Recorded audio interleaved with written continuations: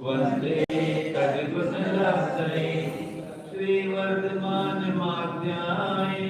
घाति संघातघातनं विद्यास्पदं प्रवक्ष्यामि तत्त्वार्थ श्लोकवार्तिकम्। पंचपरमेश्वरी भगवान की जय। देवादिदेव गजानन श्री आदिनाथ भगवान की जय। परम पूज्य आचार्य श्री उमा स्वामी जी महाराज की जय। परम पूज्य आचार्य श्री विद्यानंद स्वामी जी महाराज की जय।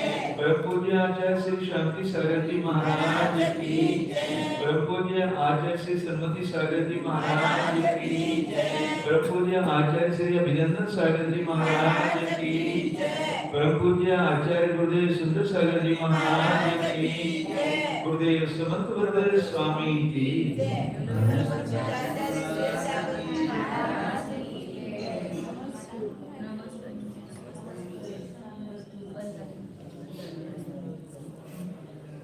पेज नंबर 520 है।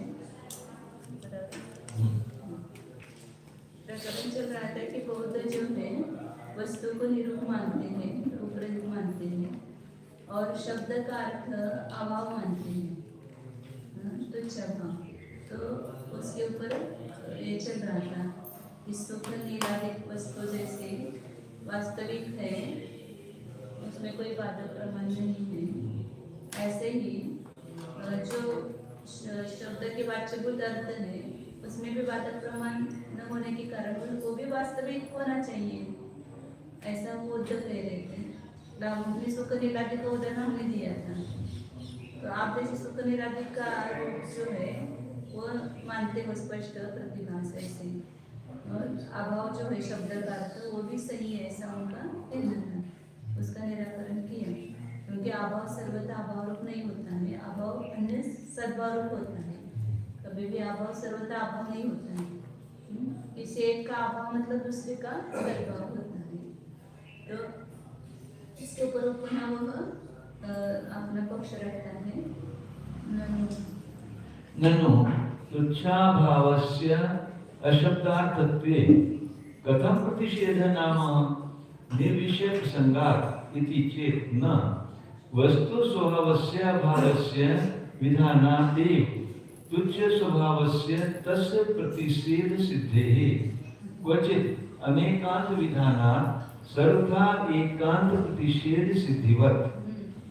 बौद्ध कहते हैं हमने तुच्छ भाव का उनके निराकरण किया ना, शब्द का अर्थ तुच्छ भाव नहीं है।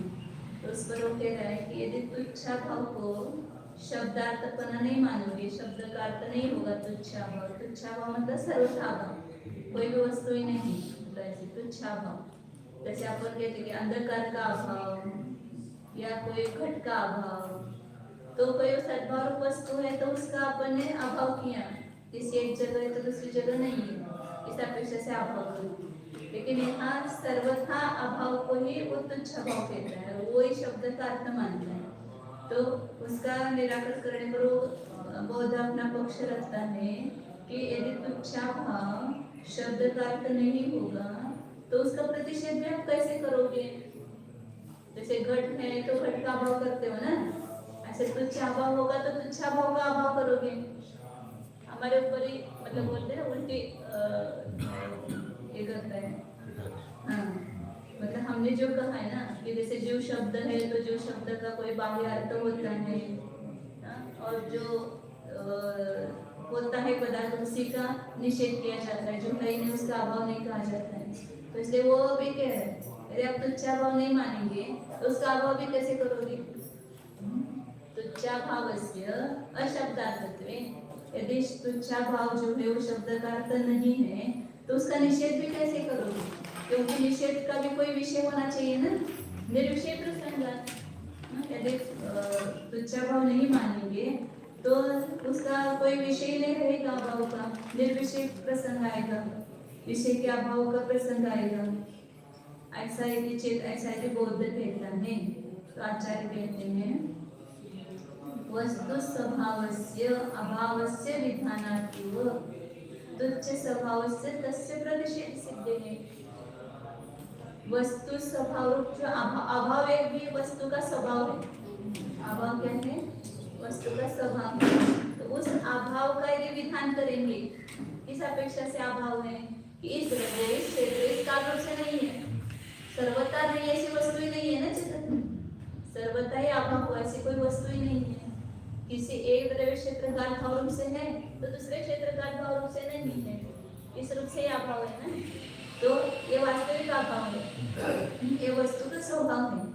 तो वस्तु का स्वभाव रूप जो अभाव है उसका हम विधान करेंगे तो अपने तुच्छ स्वभाव के अभाव का अभाव हो जाएगा। इतनी सुंदर व्याख्या कि वो कह रहे हैं ना कि तुच्छ अभाव ही नहीं मानेंगे आप तो उसका अभाव भी कैसे कर पाएंगे? जो होता है उसी का अभाव किया जाता है ना। तो तुच्छ अभाव पहले स्वीकार करो फिर उसका अभाव करो, नहीं तो फिर तुच्छ अभाव का अभाव कैसे करो? तो आचार्य क्या कह रहे हैं कि वास्तविक अभाव नाम का जो वस्तु का स्वभाव है उसका हम विधान करेंगे तो तुच्छ अभाव का अपने आप अभाव हो जाएगा।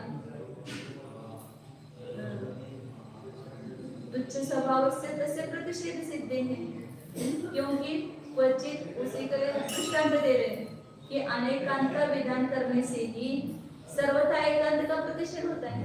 सर्वथा एकांत वस्तु है क्या? नहीं है ना, लेकिन फिर भी उसका अभाव होता है कि नहीं? सर्वथा एकांत रूप वस्तु है क्या? फिर भी उसका अभाव होता है कि नहीं होता है? कैसे अभाव हुआ? वस्तु अनेकांतात्मक है बताया तो सर्वथा एकांतात्मक नहीं है, सिद्ध हो गए ना। ऐसे वस्तु का वास्तविक स्वभाव रूप जो अभाव है उसको हम कहेंगे विधान करेंगे तो तुच्छ अभाव नहीं है, सर्वथा अभाव रूप कोई अभाव नहीं है, ये बात अपने आप सिद्ध हो जाएगी। उसको तुच्छ अभाव को पहले स्वीकार करने की जरूरत नहीं है। तुच्छ अभाव का सर्वभाव मानो फिर उसका अभाव को ऐसे वास्तविक वस्तु का कथन करेंगे तो जो कल्पित है या जो नहीं है उसका अपने आप अभाव हो जाएगा। यहाँ शंका है कि कार्यता, कारणता, आधारता, आधेयता, विशेष्यता, विशेषणता आदि सभी धर्मों से रहित तुच्छ अभाव को यदि शब्द का वाच्य अर्थ न माना जाएगा तो भला उसका निषेध भी कैसे होगा? यूं तो निषेध को प्रतियोगी स्वरूप से रहित होने का प्रसंग होगा। मतलब जिसका उल्टा है ना वो प्रतियोगी, उसका रहित, उसको निषेध, उसका निषेध किया जाता है ना। हाँ। अर्थात निषेध तो किसी पदार्थ का होना चाहिए। घर विषान आदि वस्तु का तो निषेध नहीं होता है। ज्ञान का जैसे षष्टियंत या सप्तम्यंत विषय आवश्यक होता है वैसे ही निषेध का भी वस्तुभूत षष्टियंत प्रतियोगी होना चाहिए। पुस्तक का ज्ञान, दीपक का ज्ञान या आत्मा का ज्ञान तो षष्टयंत होता है ना। ज्ञान के पीछे कोई षष्टयंत विशेषण होता है। अमुक का ज्ञान, ऐसे अभाव के पीछे भी षष्टयंत अमुक का अभाव, तुच्छ अभाव का अभाव, तो वो वस्तु होनी चाहिए ना जिसका अभाव कर रहे हैं, वो वस्तु होनी चाहिए, ऐसा वो मानता है। तो इसलिए वो कह रहा है कि निषेध का भी वस्तुभूत षष्टयंत प्रतियोगी, मतलब उस अभाव का प्रतियोगी जो है वो होना चाहिए कि जिसका आप निषेध कर रहे हो। आचार्य कहते हैं कि यह शंका तो नहीं करना, क्योंकि वस्तु स्वरूप अभाव को विधान करने से ही तुच्छ स्वरूप उस प्रभाव के निषेध की स्वयं सिद्धि हो जाती है। उस अभाव के निषेध की स्वयं सिद्धि हो जाती है। वस्तु स्वरूप का वर्णन करेंगे जो तुच्छ स्वरूप अभाव का अभाव अपने आप हो जाएगा। जैसे कि कहीं अग्नि, हेतु, विष आदि में भाव स्वरूप अनेकांत पक्षी, अनेकांत पक्षी, अनेकांत की विधि हो जाने से अनेकांत अनेकांत की विधि हो जाने से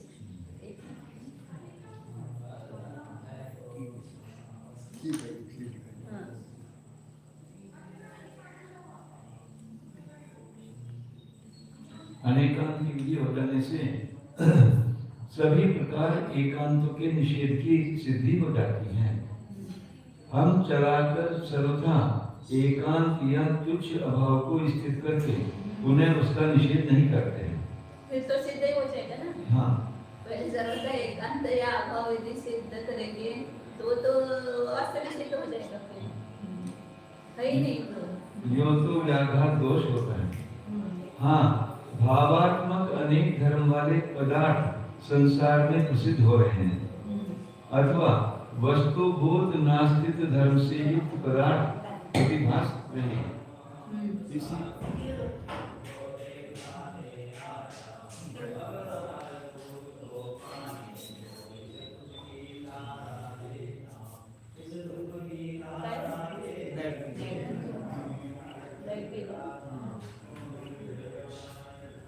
करते पण गेलं चांगलं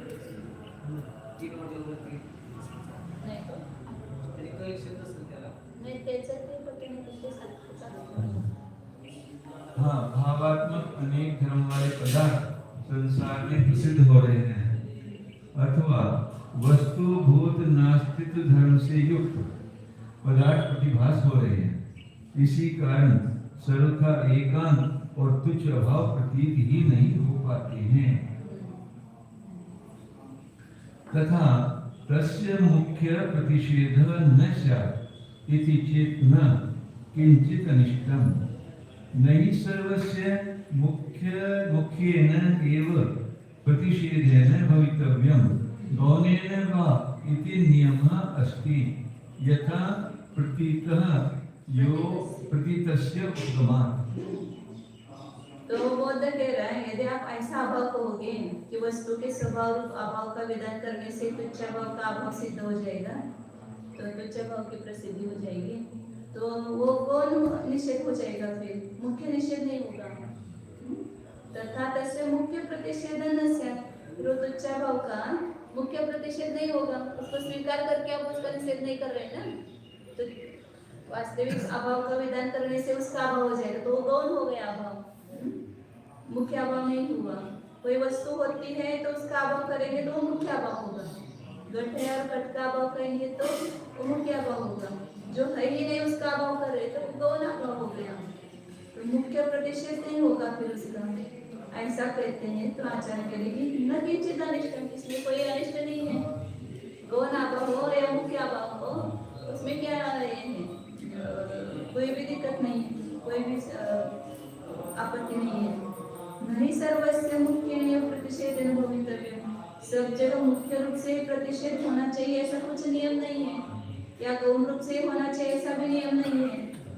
गौण हो मुख्य हो किसी भी अपराध प्रकार से उसका प्रतिषेध हो गया तो हो गया।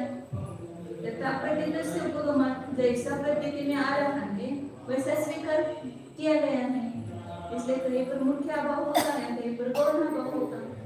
लेकिन अभाव होने के लिए मुख्य होना चाहिए, गौण होना चाहिए, ऐसा कुछ नियम नहीं है। बौद्धों की ओर से कोई कहता है कि यूं किस प्रकार होने पर तो उस तुच्छ अभाव का मुख्य रूप से निषेध नहीं हो सकेगा। मुख्य निषेध तो उसे कहते हैं जो कि ठीक उसी का किया जाए। यूं तो एक अश्रुति होने पर हाथी, भैंसे, बैल आदि असंख्य पदार्थों का निषेध हो जाता है, पुस्तक में मतलब बाकी सब नहीं है, ये गौण हो गया। और पुस्तक नहीं है ऐसा को तो मुख्य निषेध होगा, किंतु वह गौण निषेध है। आचार्य कहते हैं कि इस प्रकार को आक्षेप न करना, क्योंकि हमको कोई अनिष्ट नहीं है। सर्वथा एकांतों का या तुच्छ अभाव का षष्ट्यंत विषय नियत करते हुए मुख्य निषेध न होने से हमारी कोई क्षति नहीं है। सबका मुख्य ही निषेध होना चाहिए या गौण ही निषेध होना चाहिए, ऐसा कोई नियम नहीं बंधा हुआ है। गौण आणि मुख्य काय सांगितलं होतं ना, गौण निषेध कशाला म्हटलं की आता एक की विधि बताई, ये पुस्तक है तो अपने आप से सिद्ध हो गया, ये टेबल नहीं है, पुस्तक पेन नहीं है, ये नहीं है, ये आपने ये गौण अभाव। और पुस्तक का ही हमने अभाव कहा तो वो मुख्य अभाव हो गया। यहाँ पर गाय नहीं है ऐसा कहा तो ये मुख्य अभाव हो गया, और यहाँ पर अश्व है ऐसा कहा तो गाय नहीं है, ये गौण अभाव हो गया। तो जैसे यहाँ पर वास्तविक अभाव की हमने सिद्धि की, वस्तुगत अभाव बताया, तो तो अपने आप तुच्छा भाव का अभाव हो गया, तो ये गौण अभाव हो गया। क्योंकि आपने तो क्या बताया कि मुख्य अभाव है, वस्तु स्वभाव रूप अभाव है, ऐसा कहा। तो इसका अर्थ हो गया कि तुच्छा भाव नहीं है, तो ये गौण अभाव हो गया, ऐसा उसने कहा। तो अच्छा के गौण हो या मुख्य हो, हाँ अभाव हो गया, ये वहाँ पर जहाँ जैसा होगा वैसा होगा। तो जहाँ पर मुख्य अभाव होगा तो वहाँ मुख्य अभाव का निषेध होगा, जहाँ गौण होगा वह गौण होगा। प्रतिषेध इस प्रकार से प्रतीत होगा, वैसे ही वहाँ पर स्वीकार किया गया है। जिनका जिस निषेध होना प्रतीत हो रहा है उसका वैसा मुख्य या गौण होना निषेध होना स्वीकार कर लिया जा रहा है। आपके यहाँ भी तो खर विषान वंध्यापुत्र आदि असत पदार्थों का गौण रूप से निषेध करना माना गया है। इसी प्रकार यहाँ भी सर्वथा एकांतों का या तुच्छ भावों का निषेध गौण ही से। खर विषान म्हणजे काय? गाढवाचा सिंधू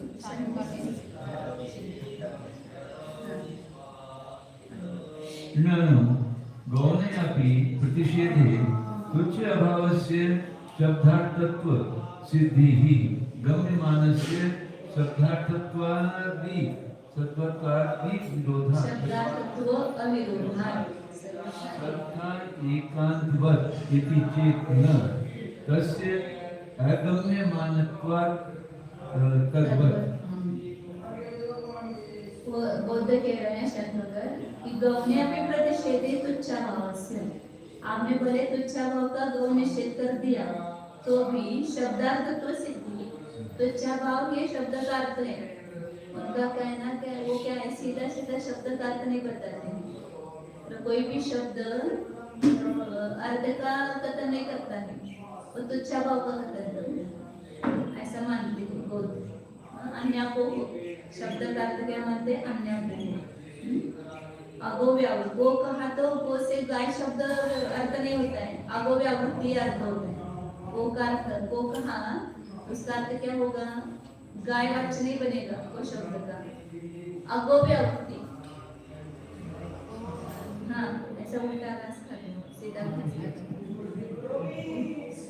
मतलब जो गाय नहीं है उनकी निवृत्ति, वो शब्द का अर्थ गाय नहीं है, क्योंकि वो शब्द का वास्तविक पदार्थ नहीं मानते ना, जो भी दिख रहा है वो पदार्थ मानते नहीं। तो शब्द का यदि पदार्थ नहीं मानते तो शब्द का अर्थ क्या होगा? बोलते कि अगो व्यावृत्ति, सब जो गाय नहीं है उनकी व्यावृत्ति हो गई वो शब्द से, ऐसा अर्थ मानते। तो तुच्छा भाव है शब्द का अर्थ मानते। तो यदि भले तुच्छा भाव का आपने निषेध गौण रूप से किया तो भी वो उसमें शब्दार्थत्व की सिद्धि होती है, उसमें शब्दार्थपना है इसकी सिद्धि होती है, क्योंकि गम्यमानस्य शब्दार्थत्व अविरोधात्, जो जाना चाह रहा है गम्यमान पदार्थ में उसको शब्द का अर्थपना प्राप्त होने में कोई विरोध नहीं है, अविरोध है। तुच्छा भाव जाना चाह रहा है ना, तो वो शब्द का अर्थ हो सकता है, उसका शब्द का अर्थ होने में कोई दिक्कत नहीं। जैसे सर्वथा एकांत, सर्वथा एकांत जाना जा रहा है तो उसको शब्द के अर्थ की सिद्धि मानते हैं। जैसे तुच्छा भाव है वो शब्द का अर्थ बन सकता है, मतलब उसमें शब्दार्थपना सिद्ध हो सकता है, क्योंकि वह जाना जा रहा है, ऐसा बौद्ध कहता है। तो आचार्य भी न तस्य अगम्य मानत्वात्, नहीं आपका कहना ठीक नहीं है, क्योंकि तुच्छा भाव जाना ही नहीं रहा है ही नहीं, तो कैसे जाना जाएगा? तो वो अगम्य मानत्वात्, जैसे सर्वथा एकांत जाना ही नहीं जा रहा है, क्योंकि है ही नहीं, तो कैसे जाना जाएगा? तो तुम कह रहे हो ना कि गम्यमान कह रहे हो, तो वो गम्यमान है, इसलिए वो तुच्छा भाव का अभाव ही है। यथेविहि वस्तुनः अनेकांतात्मकत्व विधानात् सर्वथा एकांत अभावः गम्यते, न सर्वथा एकांतः तथा वस्तु स्वरूपस्य अभावस्य विधानात् तुच्छाभावस्य अभावः न तु स गम्यमानः।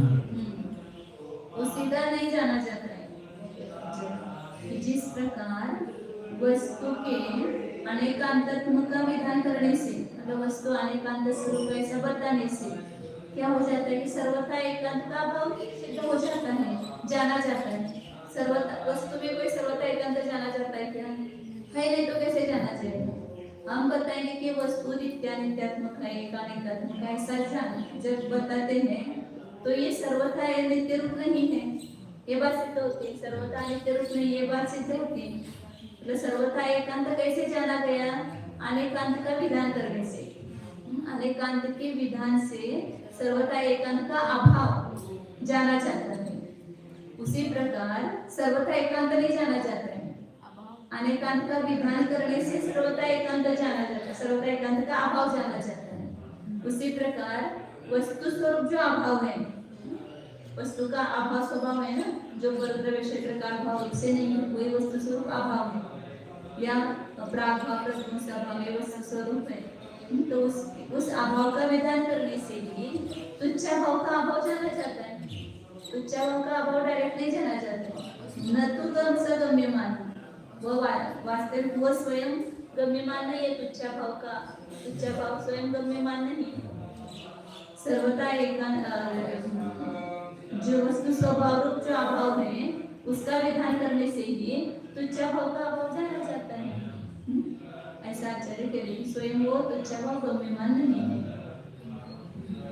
पुनः शंकाकार का कथन है कि तुच्छ अभाव का गौण रूप निषेध करने पर भी शब्द द्वारा वाचार अनसिद्ध हो जाता है। इसकी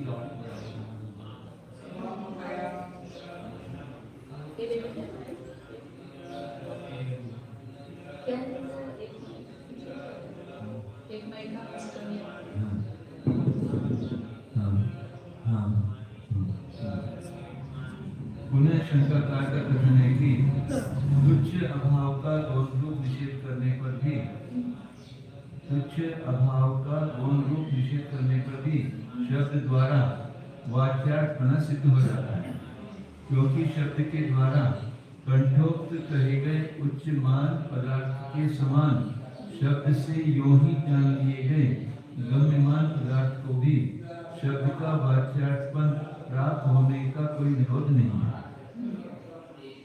जैसे कि हमने सर्वथा एकांतों को शब्द के वाच्यार्थ माना है। अब श्री विद्यानंद स्वामी कहते हैं कि यह तो न कहना, क्योंकि वह तुच्छ अभाव शब्द के द्वारा जानने योग्य नहीं है। जैसे कि सर्वथा एकांत अर्थात शब्दों के द्वारा सर्वथा एकांत और तुच्छ अभाव साक्षात या परंपरा कैसे भी नहीं जाने जाते हैं। सींगों से खाली घोड़े के सिर को देखकर एकदम घोड़े के सींगों का अभाव जान लिया जाता है।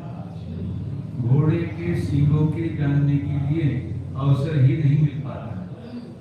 घोड़े के सींग फिर उसका अभाव कैसा नहीं, घोड़े के सिर को देखा कि इसके सींग नहीं होते हैं, तो सींग रहित वो मस्तक को देखने से उसके सींग का अभाव किया जाना जाता है।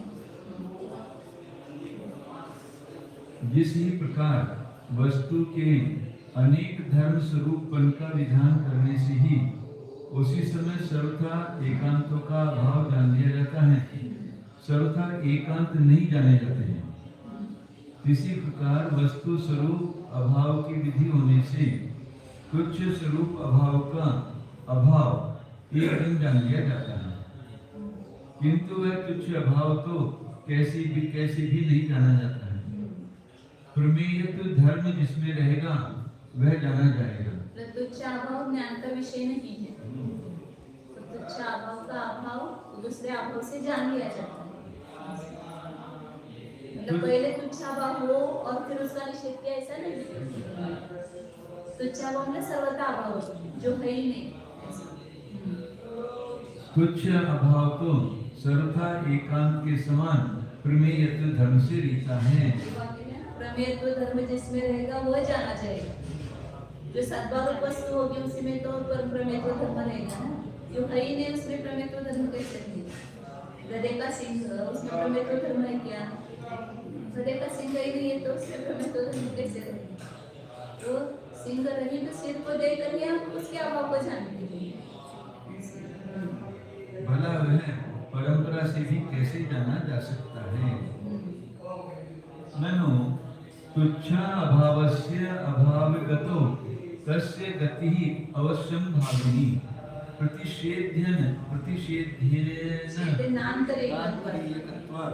प्रतिषेधस्य इति चेत न व्याघाता। पुनः शंका करते हैं बोध कि तुच्छा भाव से अभाव होतो, तुच्छा भाव के अभाव का ज्ञान होने पर तस्य गति अवश्य भाविनी, उसका ज्ञान भी अवश्य होगा। तुच्छा भाव के अभाव का ज्ञान हो रहा है ना आपको, तुच्छा भाव का अभाव है तो तुच्छा भाव का भी ज्ञान होना ही चाहिए ना, क्योंकि तुच्छा भाव का अभाव तुच्छा भाव के साथ अविनाभावी है। घट का अभाव घट के साथ अविनाभाव होता है, तो इसे प्रतिषेध्य नान्तरिकत्व, नान्तरिक का अर्थ अविनाभावी देंगे। प्रतिषेध जो होता है वो जिसका निषेध किया जाता है उसके साथ अविनाभावी होता है। न अंतरीय, उसके बिना न होना, उसके बिना न, जैसे अविनाभावी साध्य के बिना साधन का न होना या अविनाभाव है, ऐसे नान्तरिक उसके बिना न होना। प्रतिषेध के बिना, निषेध करने योग्य वस्तु के बिना निषेध नहीं होता है। प्रतिषेध्य और प्रतिषेध इन दोनों में क्या होता है? अविनाभाव होता है। तो आप तुच्छा भाव तो मान रहे हो, तुच्छा भाव का अभाव मान रहे हो और तुच्छा भाव नहीं मान रहे हो, ऐसा कैसे हो सकता है? तो प्रतिषेध के साथ उसका क्या है? अविनाभावीपणा होने से इसका प्रतिषेध, प्रतिषेध का प्रतिषेध के साथ अविनाभावीपणा है। तो तुच्छा भाव का अभाव का ज्ञान हो रहा है तो तुच्छा भाव का ज्ञान होना ही चाहिए कि उसके बिना आप कैसे निषेध करते हो उसका। ऐसा करेंगे सुने, आचार्य बोल रहे हैं आपकी इसमें व्याघात होने से कैसे? तुच्छा अभावस्य अभावः च कुतश्चित् गम्यते भावः च कहि ब्रूयात् स्वस्थः। ऐसा कौन स्वस्थ मनुष्य कहेगा जिसका दिमाग स्वस्थ है, अच्छा है, ऐसा कौन कहेगा? कोई उन्मत्त पुरुष कह सकता है, लेकिन स्वस्थ आदमी ऐसा कैसे कर सकता है कि तुच्छा भाव का अभाव किसी से जाना जाता है, किसी ज्ञान से जाना जाता है और तुच्छा भाव का सद्भाव भी जाना जाता है। ऐसे कौन स्वस्थ व्यक्ति कहेगा? जिसका अभाव है उसका सद्भाव कैसे होगा? गधे के सिंह का अभाव भी है, गधे के सिंह का सद्भाव भी है, ऐसा कौन कहेगा? तो तुच्छा भाव का अभाव भी है और उसका सद्भाव भी है, ऐसा कहने वाला स्वस्थ कैसे होगा? स्वस्थ कैसे कहेगा? शंका है कि तुच्छ अभाव के अभाव का ज्ञान करने पर उस तुच्छ भाव का ज्ञान करना तो अवश्य रूप से होना चाहिए, क्योंकि निषेध करना निषेध करने योग्य प्रतियोगी के साथ अविनाभाव रखता है। अर्थात निषेध करने योग्य पदार्थ के बिना निषेध करना नहीं बनता है। न अंतरे संपाद्यमान इति नान्तरीय। अब आचार्य कहते कि यह तुमने कहना, क्योंकि इसमें व्याघात दोष आता है। जिसका भाव विद्यमान है भला उसका निषेध किस प्रकार हो सकता है? किसी वास्तविक कारण से तुच्छ अभाव का अभाव भी जान लिया जाए और तुच्छ अभाव की सत्ता भी जान ली जाए, इस प्रकार भला कौन निरोग मनुष्य कह सकेगा? यानी उन्मत्त या रोगी बीमार मनुष्य ही ऐसी पूर्वापर विरुद्ध बातों को कह सकता है। एक ही वस्तु का निषेध और सद्भाव दोनों कहा जाता है, लेकिन अपेक्षा से किया जाता है। से जीव है और जीव नहीं है, तो स्वद्रव्य क्षेत्र काल भाव की अपेक्षा है और परद्रव्य क्षेत्र भाव की अपेक्षा नहीं है, तो वास्तविक का अभाव है। ये हो सकता है, लेकिन जो पूर्णता अभाव रूपी मानना उसको और उसका पूर्णता सद्भाव मानना, ये दोनों नहीं हो सकते हैं। अतः तुच्छ अभाव का भाव कहना कैसे भी आवश्यक नहीं है।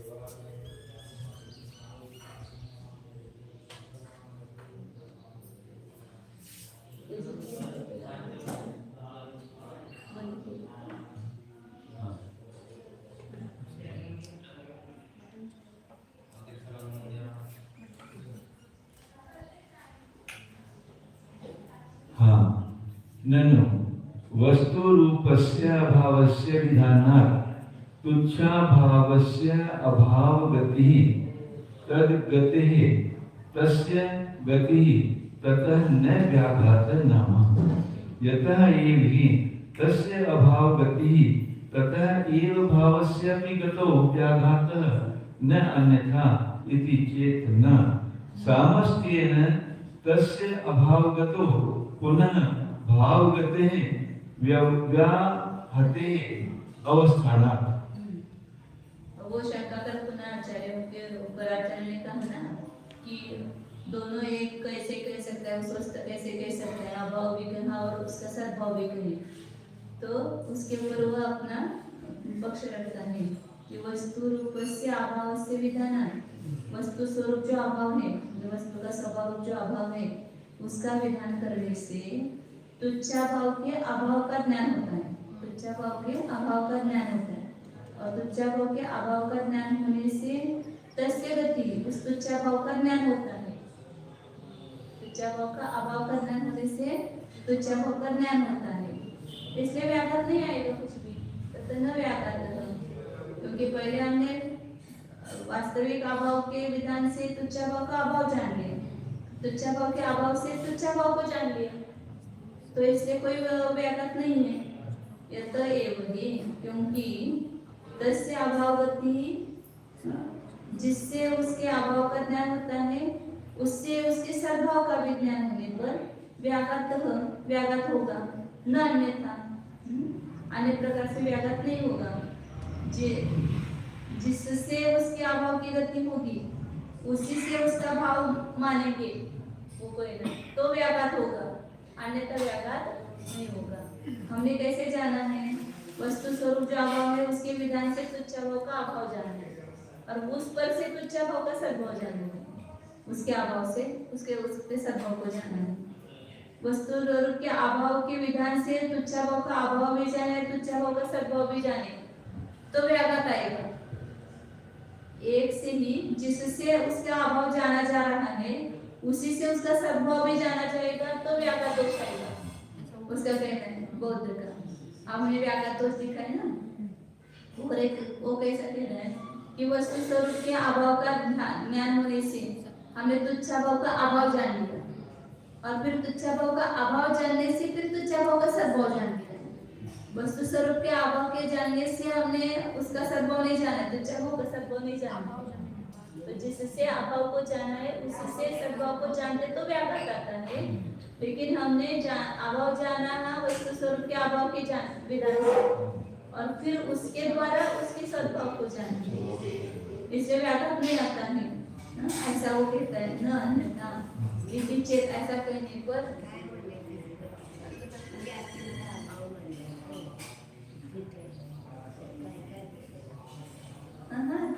विषय काय चाललाय, तो काय म्हणतोय की तुच्छा भावाचा अभाव करायचा म्हणजे तुच्छा भावाचा सद्भाव म्हणले की तुम्ही अभाव कसा करणार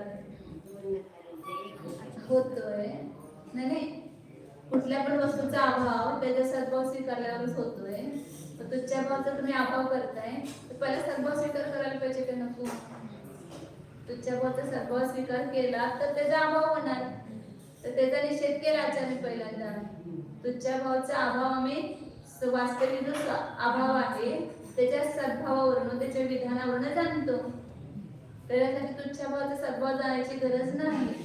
जसे अनेकांत वस्तूला जाणल्यानंतर एकांताचा निषेध होतो, पुन्हा सर्वथा एकांताला पहिला जाणून मग त्याचा निषेध करण्याची गरज नाही। सर्वथा एकांत वस्तूच नाही, त्याचा सद्भावच नाही, तर त्याचा अभाव कसा म्हणजे त्याला कसं जाणणार? म्हणून एकाच्या वास्तविक जो वस्तूचा स्वभावरूप अभाव आहे त्याचं विधान केलं की जो तुच्छारूप अभाव आहे त्याचा अभाव आपोआपच होतो, त्याला तुच्छा भाव पहिला जाण्याची गरज नाही हे सांगायला जायचं। तर तो काय म्हणतो, आणि मग तसं त्यांनी म्हटलं ना की तुच्छा भावाचा अभाव जाणल्यानंतर तुच्छा भावाचं ज्ञान होतंय, म्हणून तुच्छा भावाचा सद्भाव स्वीकार झालाच की तिथं, कारण का प्रतिषेध्याचा अविनाभावी प्रतिषेध असतो हे त्यांनी दिलं होतं। तर त्याच्यात आचार्याने काय दोष दिला की व्याघात दोष येतो। हा व्याघात दोष काय आला की ज्याचा तुम्ही अभाव माना लागलाय त्याचा सद्भाव कसा स्वीकार करणार? तुझ्या भावाचा अभाव माना लागलाय ना, मग तुझ्या भावाचा सद्भाव कसं मानणार? दोन्ही मानणार तो स्वस्त कसा असणार? तर त्याच्यावर तो म्हणतोय की दोन्ही होण्यामध्ये काय हे नाही, व्याघात येत नाही. कारण का ज्याच्याद्वारे तुम्ही त्याचा अभाव जाणणार त्याच्याद्वारे सद्भाव जाणला तर तिथे व्याघात येईल. परंतु आम्ही जो वस्तूचा स्वभावरूप अभाव आहे त्याच्यावर तुझ्या भावाचा अभाव जाणतोय आणि तुझ्या भावाचा अभाव जाणल्यामुळे त्याच्यावर तुझ्या भावाचा सद्भाव जाणतोय. त्याच्यामुळे व्याघात दोष येत नाही असं तो म्हणतोय. त्याच्यावर आचार्य सांगतायत की सामस्तेन तस्य अभाव होतो पुन्हा भाव गते व्याहते. पूर्ण रूपानं जी वस्तु नाहीच, संपूर्ण रूपानच अभाव है, संपूर्ण रूप से उसका अभाव है, उसके अभाव का ज्ञान होने पर उसका ही सद्भाव के ज्ञान होना, इसमें व्याघात आ रहा है ना. जो सुख है ही नहीं, गधे का सिंह है ही नहीं है, फिर उसका सद्भाव मानना गधे के सिंह का, इसमें व्याघात दोष आएगा ना. जगत में गधे का सिंह ही नहीं है, फिर आप गधे के सिंह को मानोगे क्या? तो दूसरा अभाव है ही नहीं है, अभाव ही नहीं है वो, तो फिर उसका सद्भाव मानोगे क्या? तो इसलिए पूर्ण रूप से जिसके अभाव का ज्ञान हुआ, एक अपेक्षा से अभाव मानेंगे तो ठीक है, लेकिन पूर्ण रूप से जिसका अभाव ही है उसकी पुनः भाव गति मानने में व्याघात आता है. व्याहते ही अवस्थाना प्रतिनियत देशादितया तो कस्यचित् अभावगतो अपि न भावगतिः विहन्यते इति युक्तम्. किसी नियत देश क्षेत्र काल अपेक्षा से नहीं ऐसा कहेंगे तो उसका दूसरे जगह सद्भाव है, ये सिद्ध हो सकता है ना. यहाँ पे भूत घट रही है लेकिन दूसरी जगह घट हो सकता है. तो जिसका अभाव है उसी का सद्भाव, इसका मानने में कोई दिक्कत नहीं. संपूर्ण रूप से अभाव है उसका सद्भाव नहीं हो सकता. किसी प्रतिनियत किसी एक द्रव्य क्षेत्र काल भाव की अपेक्षा से उसका अभाव किया है तो दूसरे द्रव्य क्षेत्र काल भाव रूप से वो हो सकता है. तो उसी वस्तु में अभाव और सद्भाव किसमें हो सकता है? कथनचित जिसमें अभाव है उसमें कथनचित सद्भाव सिद्ध होगा. जो सर्वथा अभाव रूप है उसमें सद्भाव कैसे सिद्ध होगा?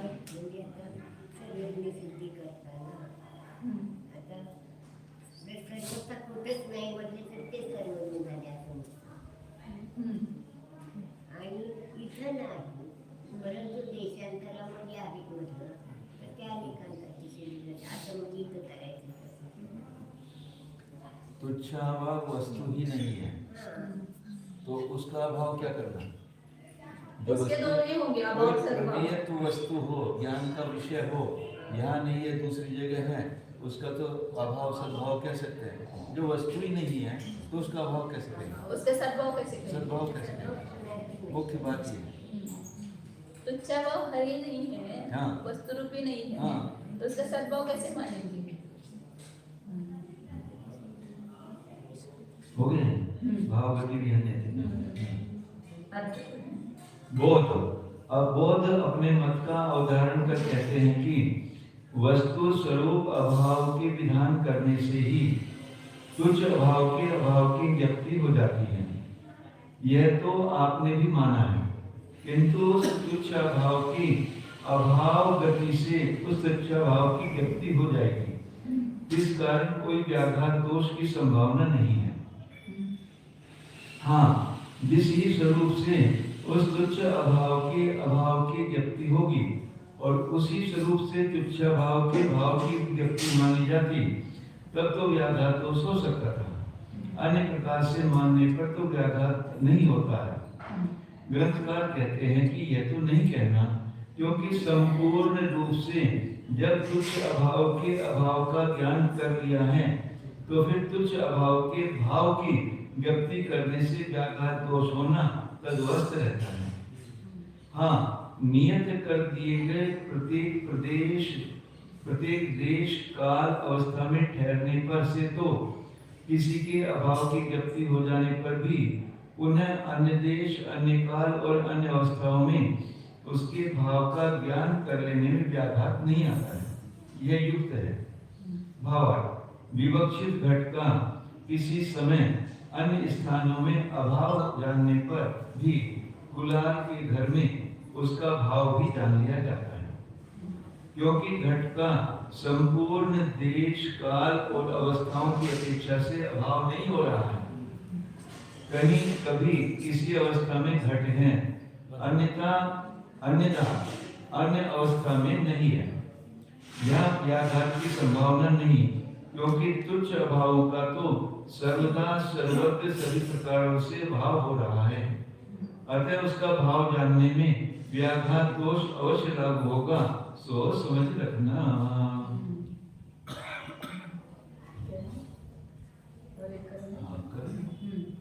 कथम इदानीं संज्ञिनः प्रतिषेधः न प्रतिषेध्याधृते क्वचित् इति मतं न विरुध्यते। फिर आपका मत के विरुद्ध को प्राप्त नहीं होगा। उसने अपने साक्ष्य दे करके क्या है कि तुमने आपके समतभद्राचरण कैसे कहा फिर संज्ञा प्रतिषेधो न प्रतिषेध्याधृते क्वचित्। संज्ञा वाले पदार्थ का प्रतिषेध के बिना नहीं होता है। फिर इसमें तो विरोध आपके लिए पंक्ति विरोध को प्राप्त होती है। किसी भी वस्तु संज्ञा वाला कोई है पदार्थ तो उसका निषेध होता है। निषेध करने योग्य वस्तु ही नहीं है तो उसका निषेध कैसे होता है, ये हमने बताया है समतभद्राचरण में। इसमें ये मत कैसे विरोध को प्राप्त नहीं होगा। फिर आप मान रहे हैं ना कि बिना वस्तु के भी अभाव मान रहे हैं, तो संज्ञा वाले पदार्थ का अभाव होता है ऐसा कहा है, प्रतिषेध के बिना प्रतिषेध नहीं होता ऐसा कहा है, तो ये मत विरोध को कैसे प्राप्त नहीं होता है।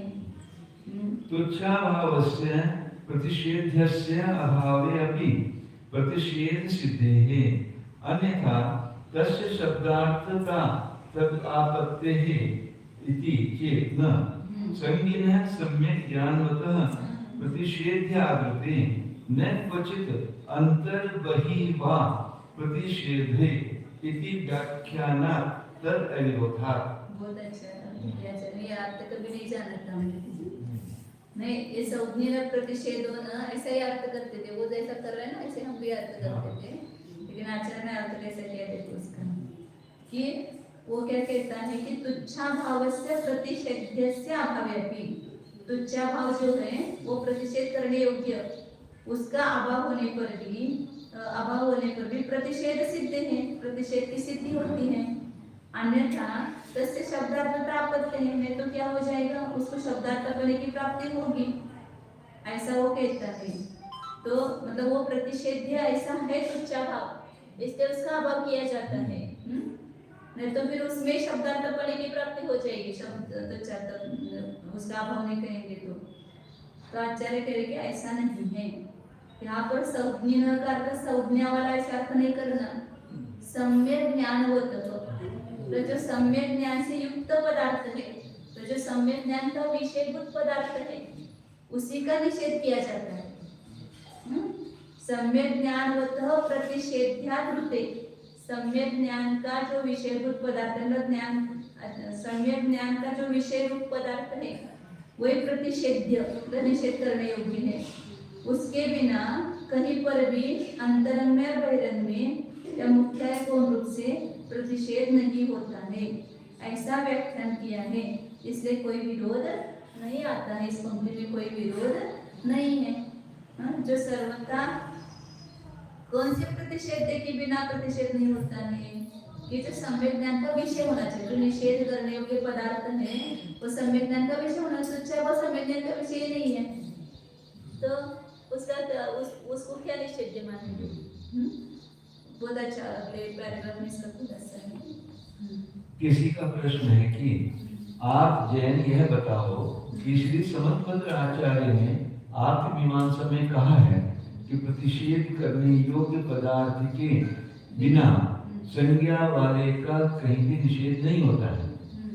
यह आचार्य का मंतव्य आप जैनों के कथन से क्यों नहीं विरुद्ध होगा पड़ेगा। अच्छा ये लोग भी आपकी मीमांसा में पढ़े हुए होते हैं। आचार्य है ना, आचार्य यानी आपको अपने आचार्य के वचन से विरोध आएगा। तुमने तो प्रतिषेध करने योग्य तुच्छ अभाव के बिना भी उसका निषेध सिद्ध कर दिया है। तो चावों को स्वीकार नहीं करते और उसका अभाव कर रहे हो, बिना समझने वाले देगा ना जीव का अभाव। तो जीव पदार्थ मानोगे तभी तो उसका अभाव होगा। ऐसा चलने वहाँ पर कहा है जीव शब्द से बाह्यार्थ है ना। तो पदार्थ के बिना उसका निषेध नहीं होता है, सद्भाव के बिना। अन्यथा यानी निषेध के मान लेने पर ही उसका निषेध किया जाएगा, तब तो वाचक संज्ञा वाले उस तुच्छ अभाव को शब्द के वाच्य अर्थपन का प्रसंग आता है। पहले उसके वाच्य अर्थ मानो, शब्दार्थ मानो तुच्छ अभाव का, फिर उसका निषेध करो। आचार्य कहते हैं कि यह कटाक्ष तो नहीं हो सकता है, क्योंकि गुरु नाम गुरु हो। श्री समन्वताचार्य की कारिका का इस प्रकार व्याख्यान है कि संगी अर्थात समीचीन ज्ञान वाले निषेध के बिना कहीं भी निषेध करना है, हाँ, समीचीन ज्ञान का विषय होना चाहिए। कहीं भी अंतरंग अथवा बहिरंग पदार्थ का निषेध नहीं होता है। ऐसा व्याख्यान करने से उन आचार्यों के मंतव्य से हमारे कथन का कोई विरोध नहीं आता है। भाव सर्वथा एकांतों के समान तुच्छ अभाव संवेदन का विषय ही नहीं है। सर्वथा एकांत संवेदन का विषय नहीं है, तुच्छ अभाव भी संवेदन का विषय नहीं है। अतः निषेध के बिना भी उसका निषेध किया जा सकता है। जो संवेदन का विषय नहीं है उसको अस्तित्व की जरूरत नहीं, उसको अस्तित्व न होते हुए उसका निषेध किया जाता है। संज्ञा का अर्थ वाचक संज्ञा वाला नहीं, किंतु सम्यक ज्ञान की विषयता वाला है। केवल संज्ञा युक्त ऐसा नहीं, केवल उसकी संज्ञा हो तो वो पदार्थ होगा ऐसा नहीं, सम्यक ज्ञान का वो विषय बनना चाहिए। तो ये वो संज्ञा इतना सुंदर सुंदर इतना सूक्ष्म सूक्ष्म वर्णन करते हैं। किसी के ज्ञान का विषय हाँ, तो तुच्छ अभाव किसी संवेदन का विषय है क्या, या सर्वथा एकांत किसी ज्ञान का विषय है क्या? नहीं है।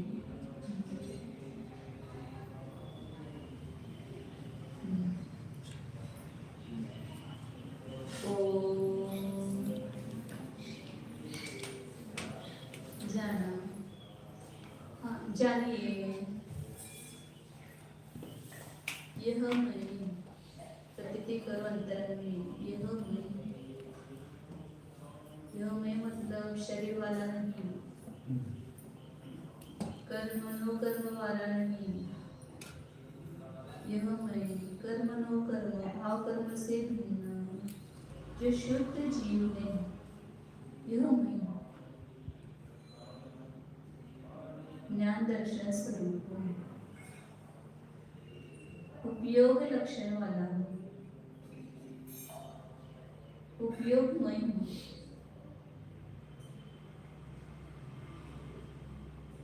उपयोग प्रतीति में आ रहा है, ये उपयोग कहाँ से आ रहा है? ढूंढो जरा उसको, कभी खोज की क्या ये विचार कहाँ से आ रहा है? तो विचार का जो पिंड है, विचार का जो स्रोत है, यह ही मैं हूँ। ये मेरे संपूर्ण असंख्यात प्रदेशों से ये विचार उठ रहे हैं। तुम्हें विचार में, उपयोग में, ज्ञान में, अनुभव में, पदार्थ में।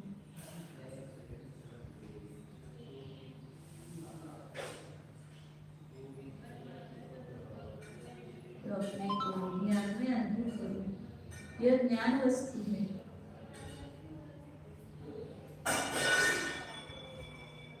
विचार उनका पिंड है।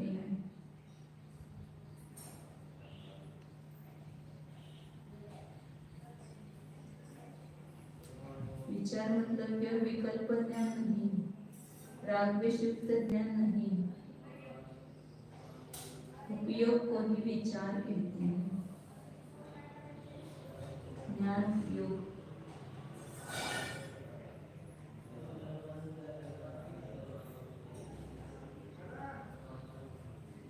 हम प्रत्येक समय में किसी न किसी पदार्थ का विचार कर ही रहे हैं। तो विचार का ही विचार करो। विचारात्मक पदार्थ कौन है? ये जीव नामक पदार्थ है और यही मैं हूँ।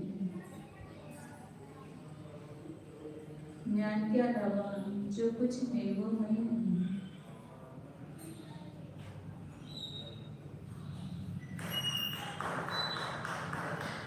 परम विशुद्ध ज्ञान स्वरूप